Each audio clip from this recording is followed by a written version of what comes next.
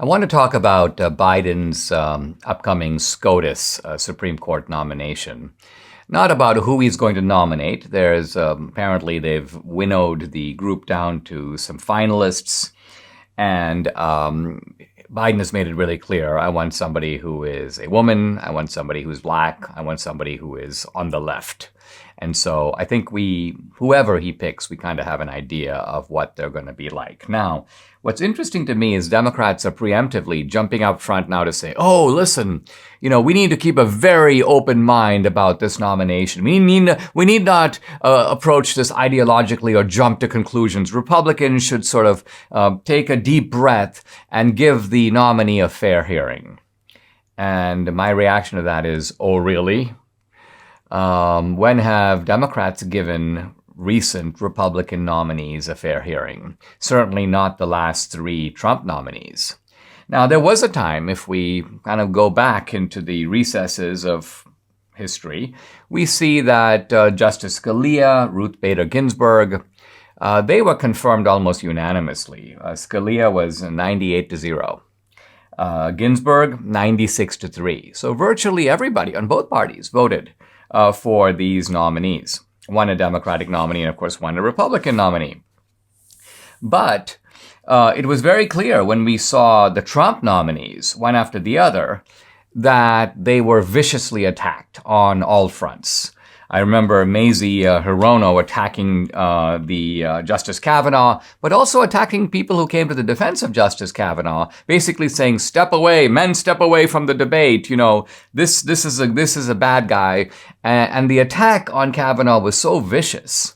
And it was all based on a single, completely uncorroborated, unsubstantiated allegation. In fact, it was a leftist who it later came out, her own attorney said, the reason she's doing this is because she's concerned about Roe v. Wade. So it was this kind of an ideologically motivated attack.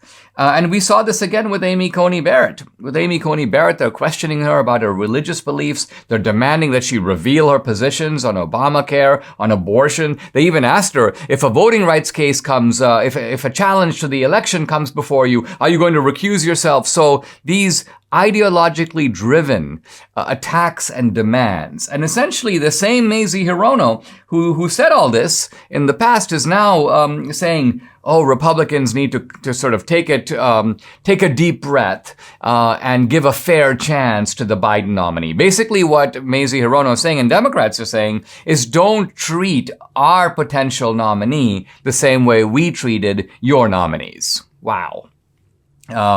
Angus King, Dick Durbin, two senators, they made it very clear that their opposition to Trump nominees was purely ideological. They didn't agree with the way those nominees read the Constitution, and so they're like, we're voting against them on that basis alone. Well, by that exact same criterion, Republicans should oppose the Biden nominee, whoever it is, on ideological grounds, and they should not hesitate to attack the nominee, to investigate the past of the nominee, to give the nominee, let's call it, the Kavanaugh treatment and the Barrett treatment.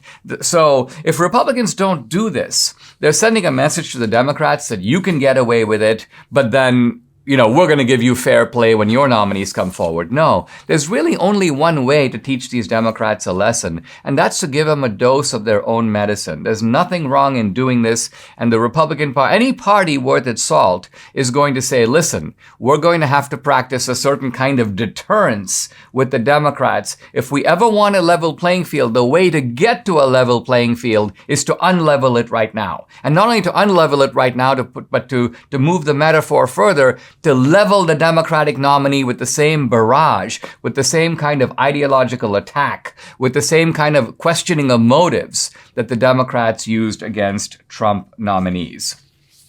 I, too, would like to return to a sort of even-handed reading of the Constitution. I mean, one would like in a decent country to have a reading of the Constitution where the judges go, listen, if we're going to champion the 14th Amendment, let's say to protect equal rights under the law, if we're going to champion the 15th Amendment to protect voting rights, then we've got to champion the First Amendment, which protects free speech. And we've got to champion the Second Amendment, which protects the right to bear arms. In other words, these amendments, these rights are on a par with each other. They're all in the same document called the Bill of Rights, and so they all enjoy a certain kind of equal status. You cannot elevate some amendments over others, emphasize some and ignore others. And so in order to get to that, Republicans need to teach the Democrats, who have veered very far from any kind of fair reading of the Constitution, Republicans need to teach Democrats a lesson they won't soon forget.